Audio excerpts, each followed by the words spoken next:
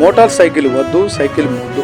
ప్రజల్లో అవగాహన కోసం నరసరావుపేటలో సైకిల్పై పర్యటించిన నరసరావుపేట నియోజకవర్గ ఎమ్మెల్యే డాక్టర్ చదలవాడ అరవింద బాబు.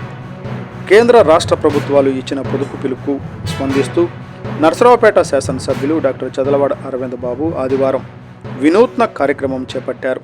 స్వర్ణాంధ్ర, స్వచ్ఛాంధ్ర కార్యక్రమం క్రింద మున్సిపాలిటీ పరిధిలో పారిశుద్ధ్య పనులు, అభివృద్ధి కార్యక్రమాల నిర్వహణను తీరును స్వయంగా పరిశీలించేందుకు ఎమ్మెల్యే సైకిల్పై పట్టణంలో పర్యటించారు. పెట్రోలు వాహనాలు వద్దు అనే నినాదంతో ఆయన సైకిల్ తొక్కుతూ ప్రధాన వీధుల కాలనీల్లో తిరిగారు. ఇంధన వినియోగాన్ని తగ్గించడం, పర్యావరణ పరిరక్షణ, ప్రజల్లో పొదుపు స్ఫూర్తిని నింపడమే లక్ష్యంగా ఈ పర్యటన సాగిందని ఎమ్మెల్యే పేర్కొన్నారు. సైకిల్ వాడకం వల్ల ఆరోగ్యానికి మేలు కలుగుతుందని, ప్రతి ఒక్కరూ వీలైనంత వరకు సైకిల్ను ఉపయోగించాలని ఆయన పిలుపునిచ్చారు. పర్యటనలో భాగంగా మున్సిపల్ సిబ్బందితో కలిసి రోడ్ల శుభ్రత, చెత్త సేకరణ, డ్రైనేజీ పనులను ఎమ్మెల్యే పరిశీలించారు.